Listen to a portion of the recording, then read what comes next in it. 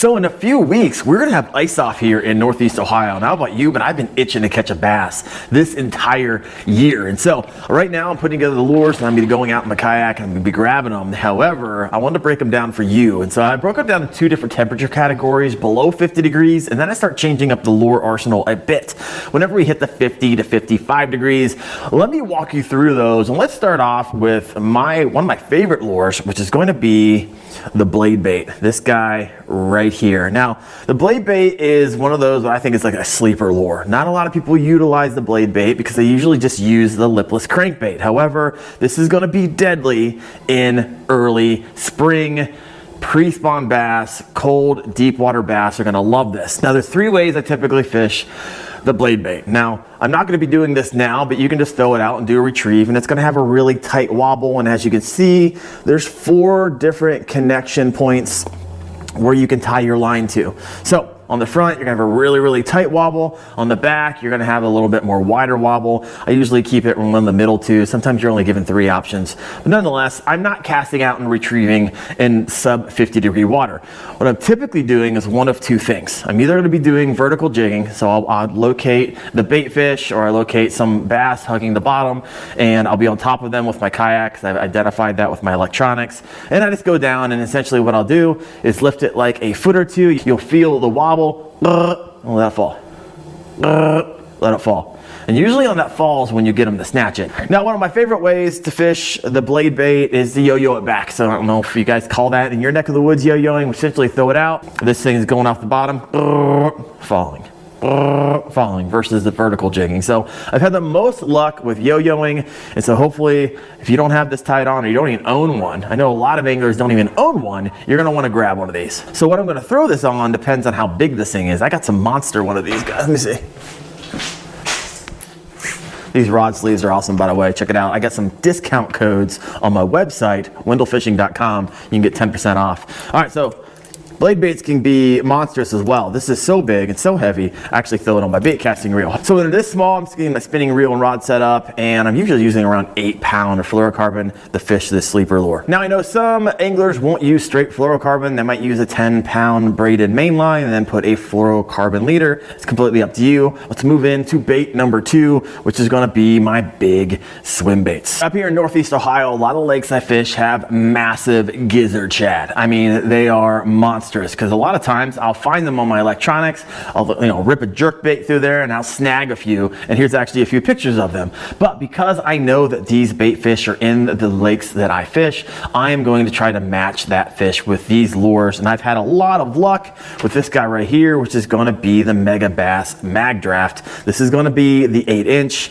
As you see, you kind of set the hook on the inside here, and then has a little magnet that holds that. And you're gonna wanna slow roll this thing through the water. Typically when you're fishing this cold sub 50 degrees, you don't want a really fast action type of lure. And so this right here is gonna move slowly through the water. You'll kind of feel the tail thump back and forth. Every once in a while, I'll kill it. It'll kind of fall. I'll bring it back up. And whenever you catch fish with the 8-inch mag draft, they're usually no smaller than 2.5 pounds, up to 5.5, 6.5 pounds up here in Northeast Ohio. So you like this guy right here. And then every once in a while, I'll throw on the Berkeley coal shad. Very similar, but different in a lot of ways. The thing I don't like about the mag draft is that it really doesn't magnet very well. So every time I reel this back in, I got to stick this in here, which is kind of annoying.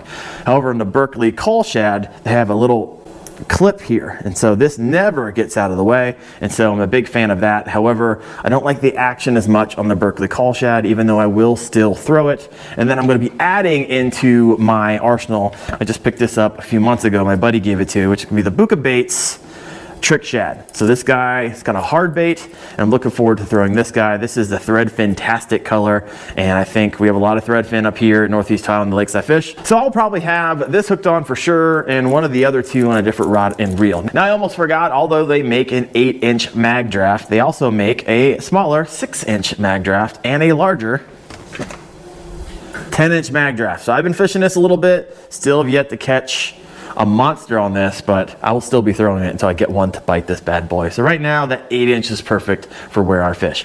But if you're gonna be throwing this guy right here. This is gonna be a 1 1/4 ounce lure. And so what I'm gonna be fishing this on is a 7'3" medium heavy power fast action rod. And I'm typically gonna be throwing 15-pound fluorocarbon for this guy, the 6-inch mag draft. Now the weight of the 8-inch mag draft, this is gonna be 3 ounces. And because it's 3 ounces, I'm gonna need a larger, beefier rod. I'm gonna be throwing a 7'9" heavy power fast action rod. And I'm gonna be throwing this on 20-pound straight fluorocarbon. Now, if you're interested in how to fish the mag draft, I go into a lot deeper detail in another video. I will throw that in the description below. Let's move on to bait number 3, under 50 degrees. This is gonna be another sleeper lure you don't see a lot of videos on. This is gonna be the jigging spoon. These are cotton cordels. I think this is gonna be a 1/2 ounce. This is gonna be 1 ounce. And typically I'll have this rigged up. If they're not biting my blade bait, I will try this out because there's a more erratic fall. So essentially these are really great for vertical jigging. You find them, you drop these down, you pull it up about 2 feet, and it flutters down like a dead, dying bait fish. And so if you're not having any luck with the blade bait, you might want to try out the jigging spoon. For me, I don't have a lot of golden shiners up here, so I usually stick to the silver, but I'm going to be throwing this on a medium heavy power, faster action rod. And typically I'm going to be using anywhere between 15-pound fluorocarbon, depending on the weight of the lure. So one of my old-time favorites, and you'll hear a lot of people talking about it because it simply just performs in cold water. I like it under 50 degrees, is going to be the suspending jerkbait or a slow sinking jerkbait. And my particular favorites right now are going to be the Berkley It's going to be the Berkley Stunna. That's what you're looking at right here. And I'm going to be messing around. I also got something a little deep diving. This is going to be the 6 cents Provoke. I got these on a deal at Walmart for like $2. Got a few of those in my arsenal. But the beauty of these is that especially when they're slow sinking or just suspending, you'll rip it through the water, pop, pop, twitch, twitch, and then you let it sit. And the colder the water it is, you're gonna let it sit there a little bit longer. I know some guys will let this sit for like 30 seconds. Hey, if you get bit, letting it sit for 30 seconds, that's great. I'm usually letting it sit for 10, 15 seconds. Twitch, twitch, pause. Let it sit, twitch, twitch, pause. And a lot of times in cold water, this will be that lazy, easy meal for that lethargic bass. Now, throwing these all day long can be tiresome, so I'm usually using a 6'8" length rod, medium power, moderate action. And the line I'm using for the Berkley Stunna and for these jerkbaits is gonna be around 12-pound fluorocarbon. Now, I don't use FFS, my buddy does. And he told me that a lot of times whenever you're fishing the jerkbait, as you're getting closer to the boat, kind of speed that up just a little bit. If you have a follower, it might just entice that bite. And he knows what he's talking about. He just won 3rd in the Ocala Kayak Adventure Series, won 1st for the team division, and so he just absolutely loves this. He's my co-host of the Kayak Fishing Obsessed podcast, and so if you want to learn how to fish the jerkbait, he's the most knowledgeable person that I know. Now, I do recommend for those of you who are still trying to learn baits, and I'm sure if you're on this video, there's a app that I love called the Deep Dive app, and on that app, it allows you to type in your body of water, the one that's maybe even hyper local to you, and you can fill in all the information about that lake that you know, and it's going to tell you based off of clear water, you want to fish this lure, a medium diving crankbait. You can click into that. It will show you the areas where you want to fish it. If you scroll down, it's going to show you the structure where you're going to want to fish it. It's going to show you the retrieve. You're like, hey, trying to figure out what's the right retrieve to get that bass to bite. It's going to show you that. It's going to show you the rod, the length, the type, the action, the power, the line. It also has a wind effects map, especially great for kayak anglers out there, water clarity map, a stream flow app, water inflows, of course the bait tools, the best areas to fish. So if that's you, you're like, hey, that's where you're struggling the most, I would check out the Deep Dive app. I'm gonna throw the link in the first comment of this video, and if you try it out, let me know what you think. All right, now let's hop on to lure number 5 for under 50 degrees, and that is going to be this guy right here, the lipless crank. However, the big however for me. So I'm only going to use one type of lipless crank when it's sub 50 degrees. It's just me, right? It's going to be the cotton cordell. It's not going to be this color. It's going to be the shiny silver one, but I lost that one.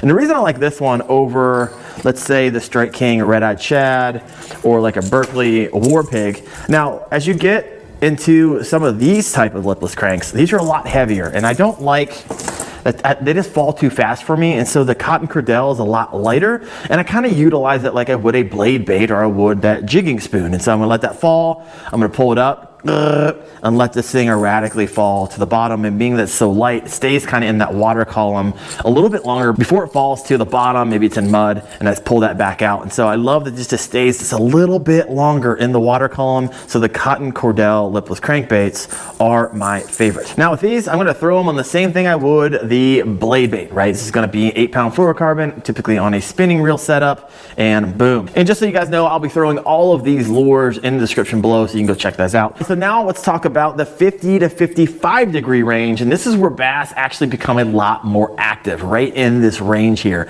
And so because of that, I'm going to be adding a few lures to my arsenal. Now keep in mind, blade baits are going to continue to excel. I'm going to be slowly adding in some heavier lipless crankbaits during the 50 to 55 degree range. So if you're like, hey, when are you going to pull these out? Now is that time. And now the big swim baits, definitely going to still have these hooked on. In fact, they start to perform better in the 50 to 55 degree range. But what I'm going to be adding is I'm going to hop over to my spinnerbaits, and I'm going to find the one with the double Colorado blades. And so if you're new to spinnerbait fishing, essentially you're going to have a willow blade, which is going to look like that. And then you're gonna have a Colorado blade, which is gonna be fatter. And which is kind of what you want, is that fatter Colorado blade, because you don't want this thing going super fast. And with a willow blade, it's not gonna catch as much water as that Colorado blade. And so you wanna thump this through the water, thump, thump, thump, thump, thump, just as slow as it will possibly let it go while still continuing the double Colorado blade. So as it starts to get warmer, you can go to something like this, which is gonna be a Colorado blade of willow. And then as it gets even warmer, you can go to double willow leaf blades, because you want this to speed up a little bit because those bass will start chasing. Now the rod that I have these hooked on is going to be, I'm going to have this on a 7.2 medium heavy power rod, kind of a moderate action, kind of a multi-purpose rod. And I'm going to have probably around 15-pound fluorocarbon to be able to pull this bad boy through the water. So nice little setup here. I'm a big fan. Now there's another lure I'm going to be bringing into the arsenal between the 50 to 55 degree range, and that is going to be a flat-sided crankbait. This is the Spro Little John. I swear this thing catches more catfish than it does bass, but nonetheless, there's a big thump inside of this. You guys hear that? But you're not going to get that rattle, which got me.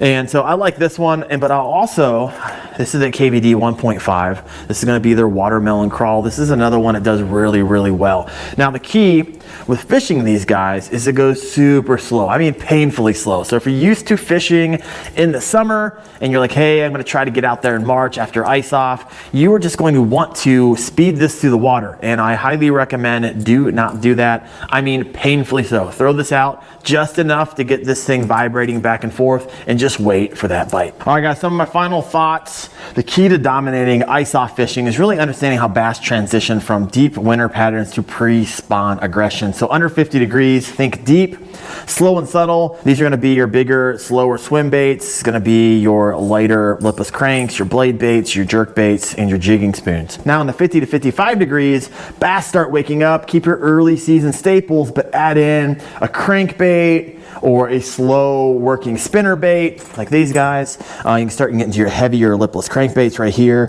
The Spro Little John's a Slayer, and so is the KVD 1.5 for me. All right, I want to leave you with a ice off bonus. That is going to be the old Ned rig, this guy right here. Now let's be honest, a lot of anglers will scoff at individuals and anglers who utilize the old Ned rig, but screw them, folks. You'll be the one laughing as you're bringing in numbers and size with the old Ned rig. That fall subtle action, that small size just makes those bass go crazy. It's a real easy meal. Now, one of the trailers I like is the Z-Man TRD ticklers, these guys right here. In fact, I got a video on 4 different ways on how to fish the Ned rig. You can check that out right there. Thanks for watching, guys. I'll see you.